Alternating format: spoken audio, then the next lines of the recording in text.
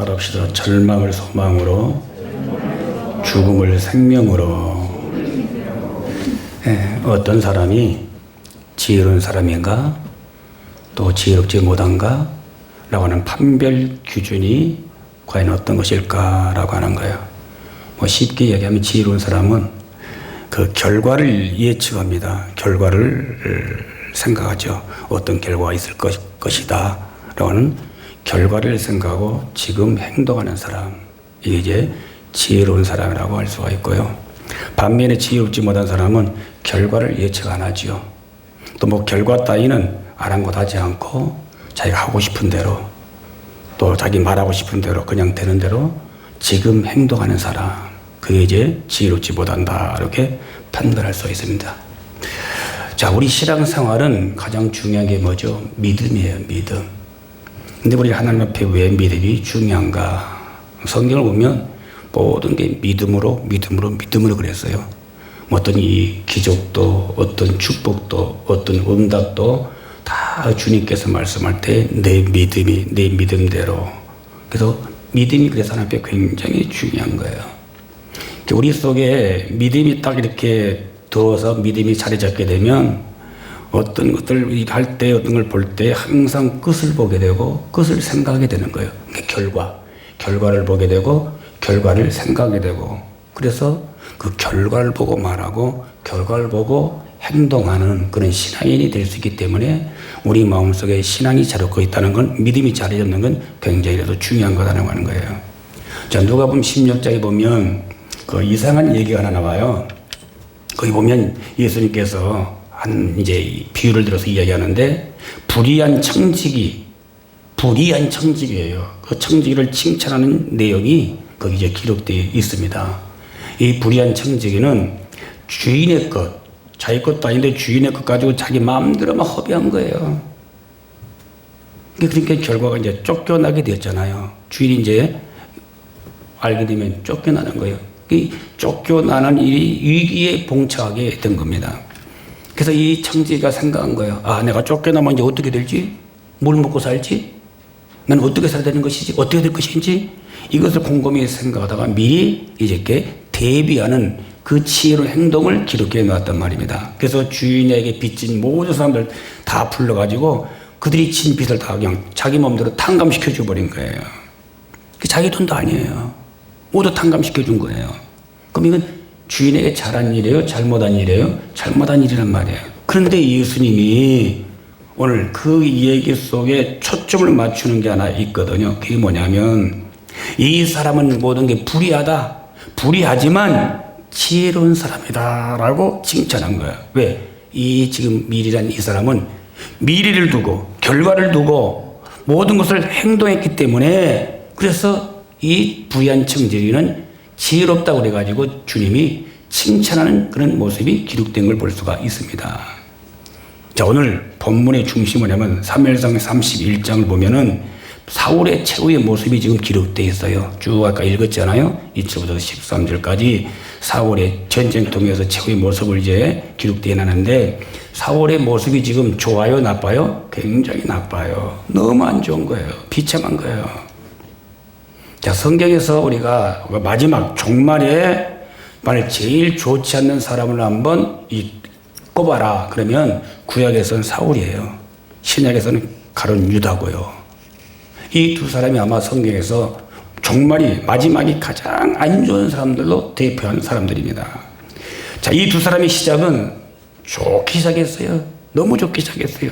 하나님의 은혜로 시작했죠. 하나님의 능력으로 시작했죠. 하나님의 축복으로 시작한 사람들인 것입니다. 그런데 유다를 보면 한 3년 동안 이제 주님과 같이 하다가 그냥 예수님을 30냥에 팔아버리고, 그 결과가 뭐예요? 창자가 터지는 죽음의 재앙을 맞이하고 자기 인생을 끝냈다는 거죠.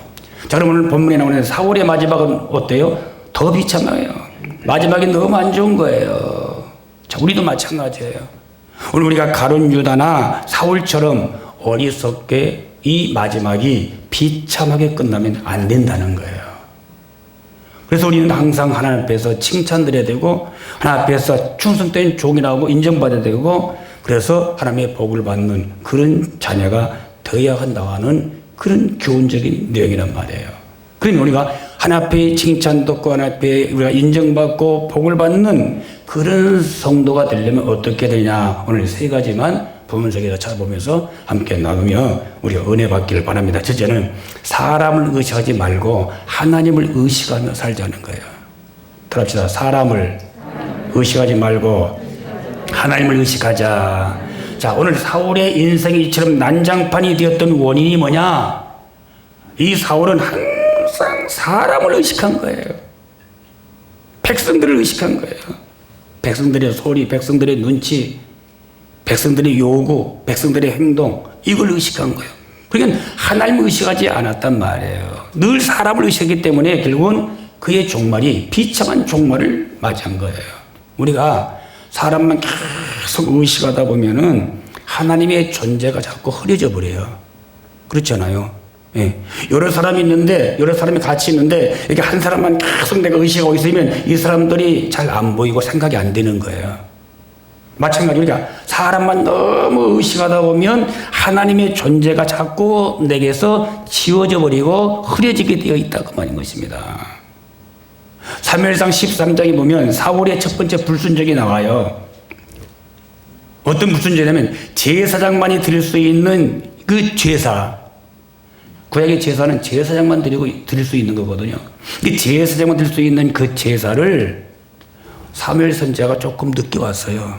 제 시간에 안 오고 그 늦은 시간을 기다리지 못해가지고 자기가 자기 멋대로 제사를 드려버렸단 말입니다. 그 나중에 조금 늦게 돌아온 이 사무엘 선지자가 이 사울을 질책을 합니다. 당신이 왜 그랬습니까? 이건 당신의 고난이 아니고 내 고난인데 왜 당신이 마음대로 제사를 지었습니까? 할 때 바로 사울이 그 사무엘의 질책을 듣고서 자기가 잘못을 시인한 게 아니고 다음과 같이 핑계를 댄단 말이에요. 다 같이 사무엘상 13장 11절 12절 보십시오. 사무엘상 13장 11절 12절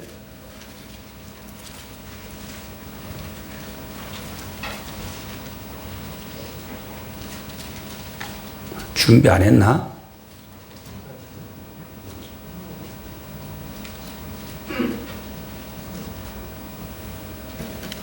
자, 찾아 읽으세요. 시작.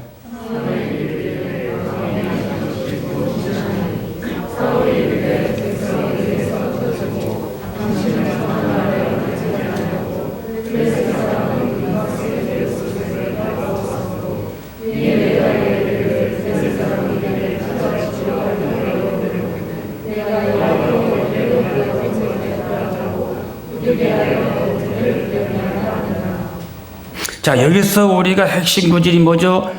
사무엘이 이제 지체했을 때 오늘 사울이 말하는 답변이 뭐예요? 백성들이 내게서 흩어졌어요.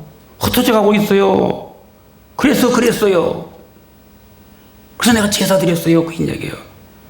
자, 오늘 하나님이 나와 함께 하시느냐, 하나님 나에게 능력 주시느냐, 주지 않느냐, 하지 않느냐라고 하는 관심은 전혀 없고 오직 백성들이 지금 흩어지는 그 상황을 보면서 그들 때문에 저들의 움직임 때문에 저들의 이야기 때문에 겁이 나서 내가 빨리 제사를 드렸다라고 핑계대고 있는 것을 볼 수가 있습니다.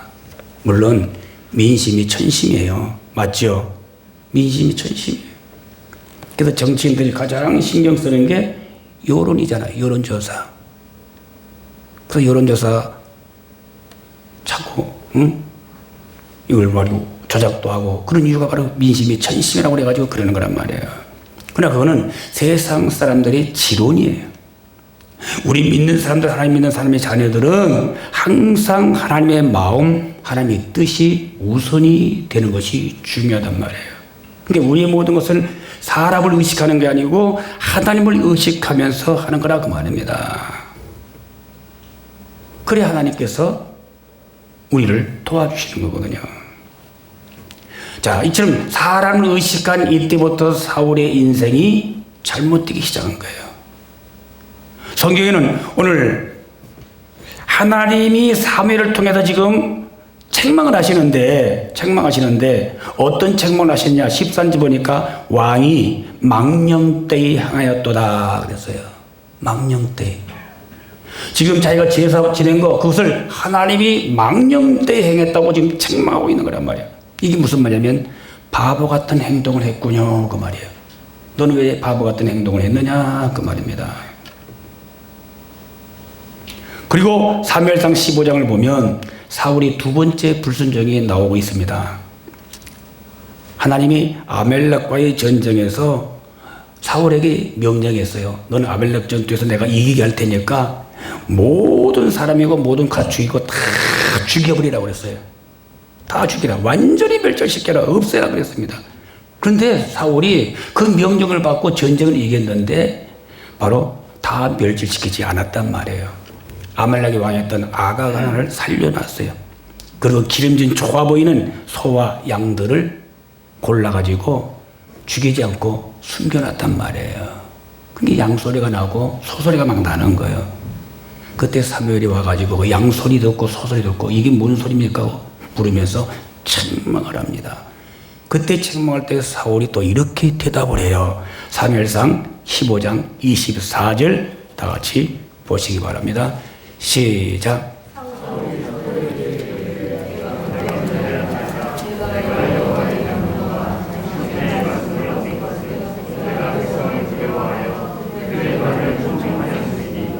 자, 여기서는 지금 죄를 인정하는 거예요. 잘못을 인정하는 거예요. 근데 잘못을 인정했는데 자기가 잘못한 이유가 뭐냐? 하나님 명령을 어긴 이유가 뭐냐? 바로 백성들을 두려워서 그랬다는 거예요. 백성들이 두려워서 그들 말을 듣니라고 하나님의 명령을 내가 어겼다라고 이야기하고 있습니다. 그 사울의 결정적인 실패가 뭐냐? 하나님을 두려워한 것이 아니고 사람을 두려워했다는 겁니다. 하나님을 의식한 게 아니고 백성들을 의식했기 때문에 그가 실패한 거란 말입니다. 오늘 우리는 신앙인이에요. 우리는 하나님 믿는 믿음의 사람들이란 말입니다. 그리고 우리 모두가 다 성도라고 이야기합니다. 그러면 우리는 믿음을 보이셔야 돼요. 요셉처럼, 스데반 집사처럼, 빌립처럼 항상 하나님을 의식하며 사는 것이 바른 신앙인의 삶이라고 하는 거죠. 그래서 늘 우리의 신앙생활 자체가 하나님을 의식하는 거야. 뭘 하든지 무슨 말 하든지 하나님을 의식하는 거예요. 자, 오늘 사도 바울의 고백을 한번 들어봅시다. 갈라디아서 1장 10절 사도 바울은 어떻게 이야기하고 있는가? 사도 바울 갈라디아서 1장 10절 시작.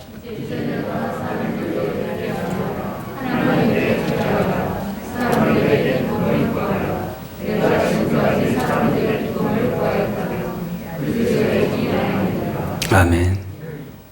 나는 사람들을 의식하지 않겠다. 너희들을 기쁘게 하지 않겠다. 하나님을 의식하여 하나님을 기쁘게 하는 삶을 살겠다라고 당당하게 지금 고백하고 있는 것을 볼 수가 있는 거예요.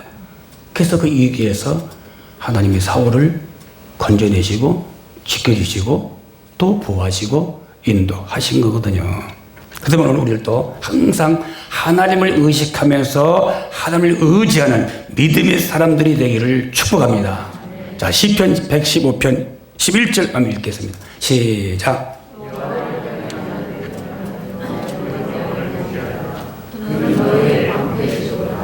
아멘. 하나님을 의지하는 사람, 하나님을 경외하는 사람은 하나님이 그에게 뭐가 돼요? 방패가 되어주신다는 거예요. 방패가. 12월달 하나님 여러분들을 방패로 막아주는 역사가 있기를 축복합니다. 두 번째, 우리가 하나님의 인정받고 하나님 앞에 칭찬 듣기 위해서는 어떻게 되냐? 따라합시다. 말씀을 믿음으로 받아들이자.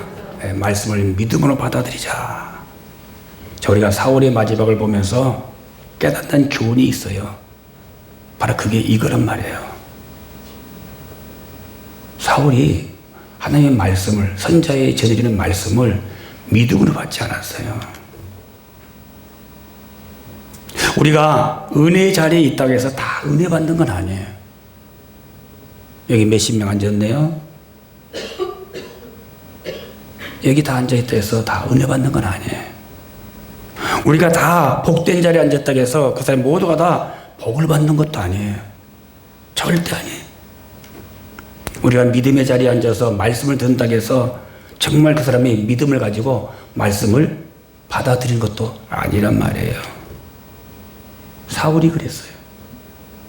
가룟유다도 그랬어요. 그들 주변에는 항상 선지자가 있었고 주님이 있었어요. 이들이 항상 하나님 말씀을 들을 수 있었어요. 늘 말씀을 선지자를 통해서 들려주었고 또 가룟유다는 늘 곁에서 하나님의 말씀을 들었단 말입니다. 3년 동안 가룟유다는 주님과 동행했어요. 따라다녔어요. 많은 은혜를 받았고 기적도 체험했고 보았고 그랬어요. 그런데 사도 가룟유다는 모든 은혜를 다 쳐버렸어요.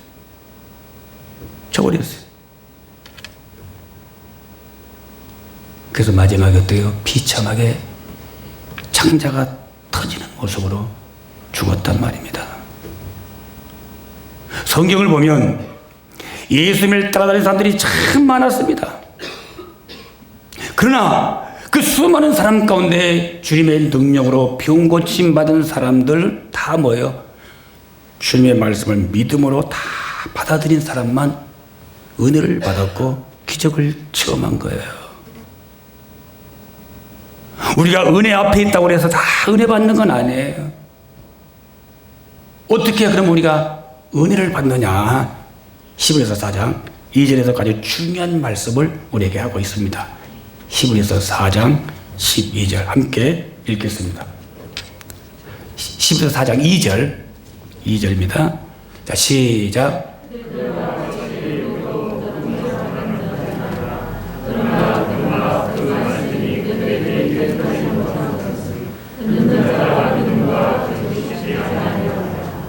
자, 믿음과 그래요. 믿음과 화합하지 않았다 그 말인 것입니다. 이 말씀이 무슨 말이냐면 말씀을 들을 때 믿음으로 듣고 그 믿음으로 그 말씀과 합하라고 말입니다. 그런 얘기지. 우리가 말씀을 듣고도 유익되지 못하고 자꾸 뭐 어쩌고 시험 들고 뭐 그런 건 뭐냐면 결국은 그 말씀을 믿음으로 화합하지 못했기 때문에 그런 거예요. 아무리 밀가루가 있어도 물하고 화합되지 않으면 이것이 다른 거 만들 수가 없어요. 가루 그대로 있는 거예요. 빵도 못 만드는 것이고 떡도 못 만드는 것이고 아무것도 못 만들어요. 밀가루 가지고 뭔가를 만들려면 반드시 물과 화합이 돼야 한단 말이에요. 잘 화합이 돼야 돼요. 이처럼 우리가 말씀의 역사를 체험하려면 그 말씀을 내 믿음과 화합시켜야만이 그 말씀이 우리의 능력으로 우리의 축복으로 어떤 결과로 나타난다는 것입니다. 여기서 화합이 뭐예요? 그 말씀의 순종을 의미하고 있는 것입니다. 자, 이 자리에 지금 앉아있는 모든 사람들 다 지금 똑같이 오늘 말씀을 듣습니다. 그런데 이 가운데도 다윗 같은 사람이 있을 것이고 사울 같은 사람도 있을 수 있다고 말인 것입니다. 네, 다윗은 말씀을 믿음으로 받아들였지만 사울은 말씀을 믿음으로 받지를 않았다고 하는 거예요. 오늘 그래서 하나님 말씀이 우리에게 능력이 되게 하기 위해서는 어떻게 하냐? 우리를 말씀 듣는 사람들의 자세가 오늘 그 말씀을 믿음으로 화합시켜야 한다는 겁니다. 그러면 하나님 말씀이 내게 능력으로 나타나요. 그래서 삶 속에 30배 혹은 60배 혹은 100배의 열매를 거둘 수가 있는 것입니다. 우리가 말씀 들을 때 고넬료처럼 사람의 말로 듣지 아니하고 하나님 말씀으로 들을 때 그곳에 가정에 성령의 세례가 임하고 그 가정이 하나님의 축복을 받는 것처럼 우리도 하나님 말씀을 들을 때 믿음으로 들을 수 있기를 바랍니다. 믿음으로. 그럼 거기에 놀라운 하나님 말씀 속에 담겨있는 그 능력이 나타나게 돼 있단 말이에요. 세 번째 오늘 우리에게 주는 교훈이 뭐냐면 역경을 기도의 기회로 삼으라는 겁니다. 따라합시다. 역경을, 어려움을 기도의 기회로 삼자. 자, 본문 1절 보세요. 1절 다 같이 시작. 블레셋 사람들이 이스라엘 침해, 이스라엘 사람들이 블레셋 사람들 앞에서 도망하여 길보아 산에서 엎드려 죽으니라. 위기죠. 역경이죠. 또 30장에 보면 다윗도 동일한 어려움에 처하는 사실이 기록되어 있습니다. 거기는 아말렉 사람들이 쳐들어와 가지고 이미 남방을 점령했고 시글락도 다 점령해 버렸어요. 아주 어려운 상황이 됐어요. 오늘 성경에서 바로 30장과 31장에서 두 사람의 어려운 상황, 두 사람의 역경, 그 위기의 상황을 지금 대비시켜 놓고 있단 말이에요. 30장에서는 다윗의 역경을, 31장에서는 사울의 역경을 이야기하고 있는데, 그런데 두 사람의 역경을 단순히 비교하면 다윗이 사울의 이 어려움보다 훨씬 더 어려운 상황에 있는 거예요. 30장 읽어보면 사울은 지금 군대라도 가지고 있잖아요. 많은 군대 가지고 있단 말입니다. 그런데 다윗은 600명의 오합지졸 병사만 가지고 있는 거예요. 전국에서 모여든, 피해서 모여든 오합지졸의 600명만 데리고 있었단 말입니다. 또 사울의 군대는 그래도 사기가 충천했어요. 그런데 다윗의 군대의 사람들은 아내도 빼앗기고 또 자식도 빼앗기고 그리고 집도 다 불타채때며 되어버리고 그리고 재물도 다 빼앗겨버리고 한마디로 패가 망신한 사람들이 모였단 말이에요. 그 다윗의 상황이 더 안 좋아. 그런데 그 딱 가보면 설상가상으로 그 너무 어려움을 견디지 못한 그 오합실의 600명 부하들이 하극상을 일으키는 거예요. 다윗을 돌로 쳐 죽이려고 그러는 거예요. 너 따라다니다가 네 편 됐다가 우리 지금 어렵게 됐다. 아내 빼앗기고 자식 빼앗기고 집 다 불타버리고 모든 가지고 있는 재물 다 잃어버렸다. 그래가지고 돌을 들어서 그 부하들이 다윗을 쳐 죽이려고 하는 위급한 상황에 있었단 말입니다. 보세요. 재산 잃었어요. 자식 잃었어요. 아내 잃었어요. 다윗도 그래요. 그런데 자기 밑에 있는 지금 부하들마저 자기를 배신하고 자기를 돌로 쳐 죽이려고 하는 그런 상황에. 그런데 30장 6절 가보면 이렇게 기록되어 있습니다. 다 같이 30장 6절 다윗이 무엇을 했는가를 거기서 이야기하고 있어요. 다 같이 시작.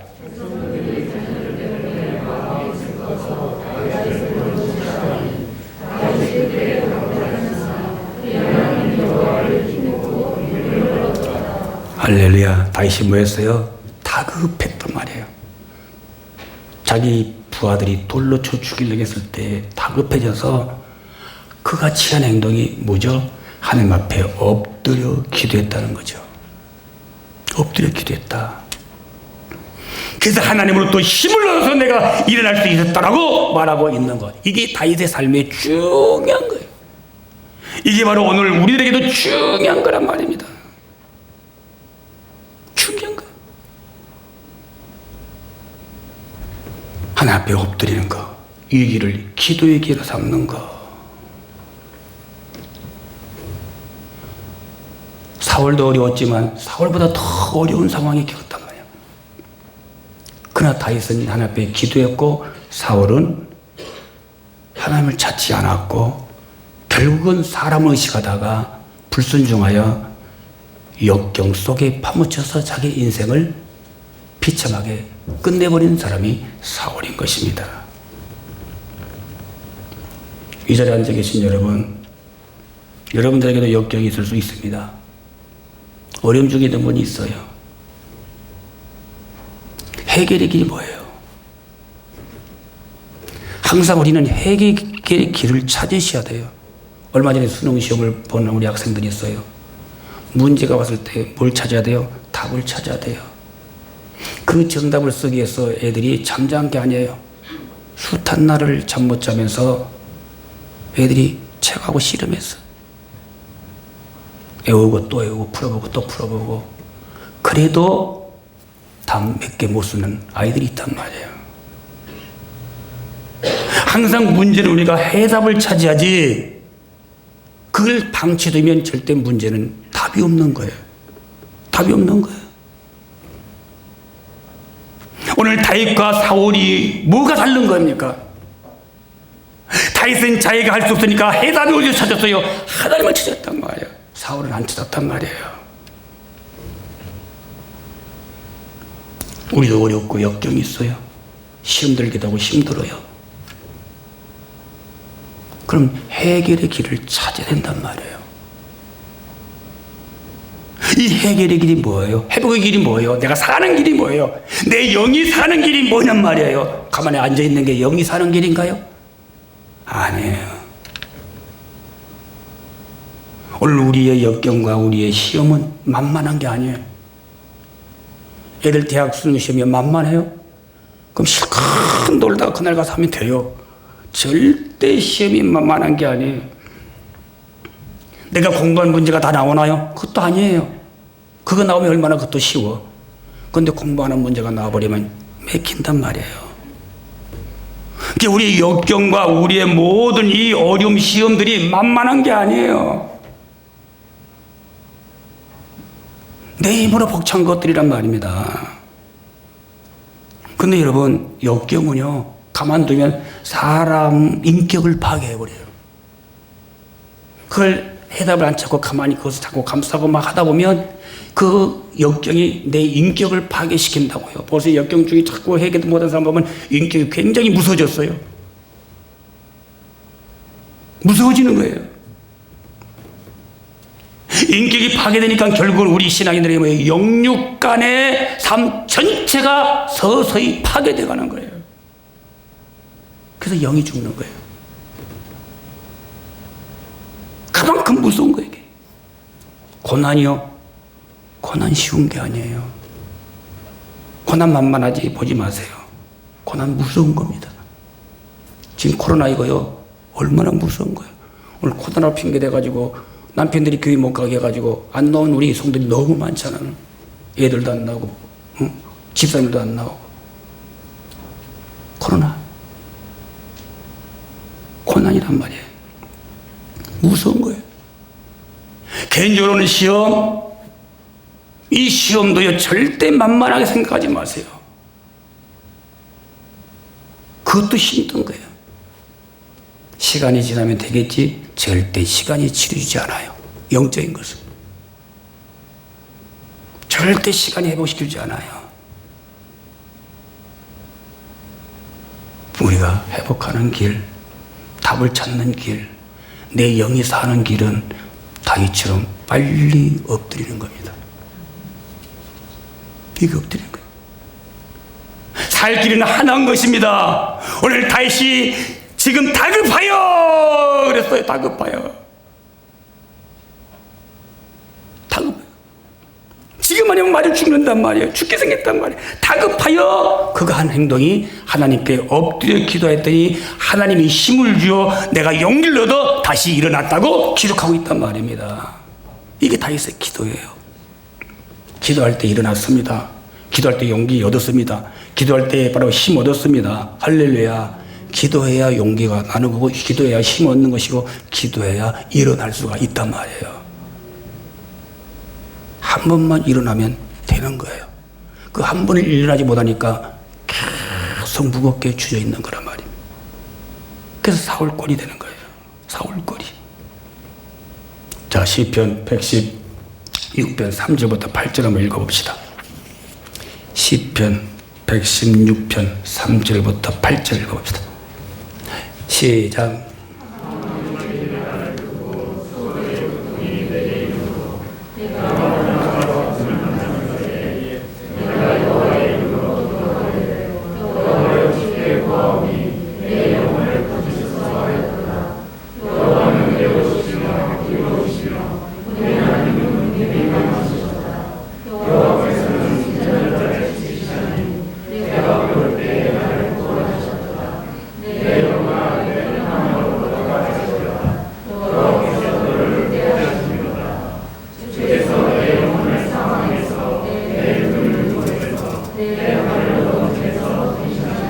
아멘. 이게 다윗의 강점이에요.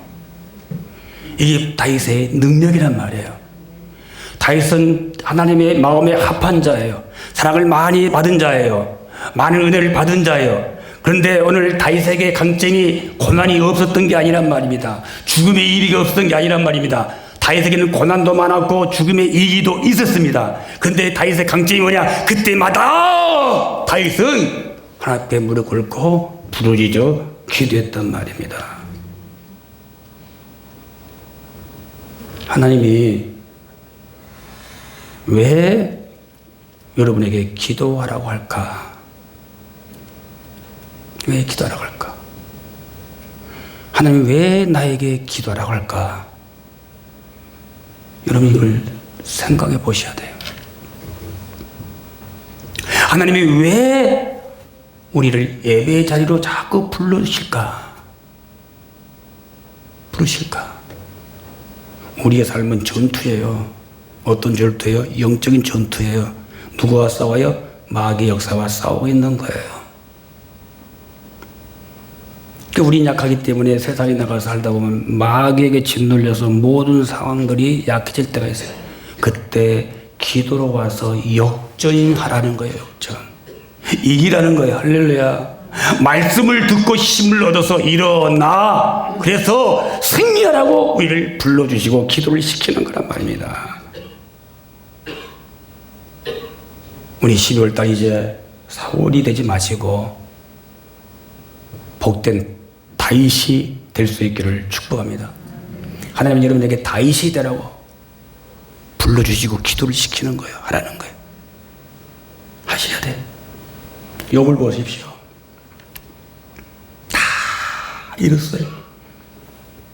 그가 다 잃고 나서 한 태도가 뭐죠? 잿더미 앉아서 하나님 앞에 간절히 기도했을 때 모년에 역전되는 축복을 받았어요. 다윗도 보십시오. 꿇어 엎드려서 이겨할 때 기도했더니 그가 모든 전쟁에서 역전됐습니다. 사울을 보십시오. 수많은 군사들로 둘러싸여 힘이 있는 사람이었어요. 그런데 사울은 백성들 사람만 의식하다가 기도하지 않더니 결국은 하나님 앞에 버림받아 패하고 말았단 말입니다.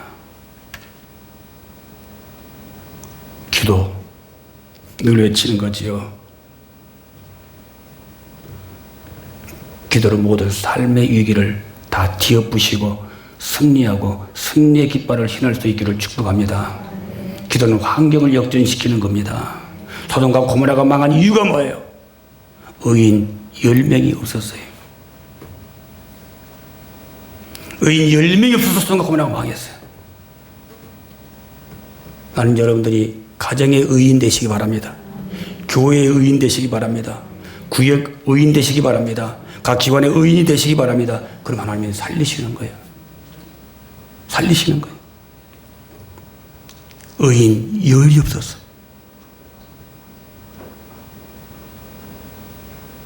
우리도 의인 10명만 나오면 하나님이 놀라울 정도로 역사할 줄로 믿는 것입니다. 그래서 우리 모두가 다 하나님 앞에 인정받고 칭찬 듣는 복된 성도가 될 수 있기를 축복합니다. 사람을 의식하지 말고 하나님을 의식하십시오. 하나님의 모든 말씀을 믿음으로 받아들이십시오. 역경을 기도의 기회로 삼으시기를 바랍니다. 그러면 놀라운 일들을 경험하게 될 줄로 믿습니다. 12월 달도 좋은 일이 있을 줄로 믿습니다. 환난이 고통이 사라지고 하나님의 은혜와 축복이 배로 넘치는 역사가 12월 달에 여러분에게 나타나기를 축원합니다. 기도합시다. 하나님, 우리가 사람을 의식하지 말고 하나님을 의식하며 사람을 바라보지 말고 하나님을 바라보며 사람을 믿지 말고 하나님을 믿게 도와주시고 여론에 휩쓸지 않게 도와주시고 오직 주님께 모든 걸 맡기고 의지하고 따라가는 자가 되게 해주시길 원합니다.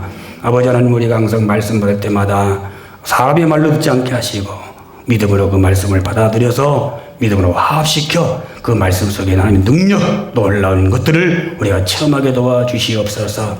어렵고 힘들고 역경을 만날 때마다 아버지 원망 불평하지 않게 하시고 그것이 바로 기도의 기회로 삼고 기도로서 답을 찾고 힘을 얻고 용기 얻고 일어나 하나님의 기쁨이 되는 능력을 우리가 체험하도록 도와주시옵소서. 예수님의 이름으로 간절히 기도하옵나이다. 아멘.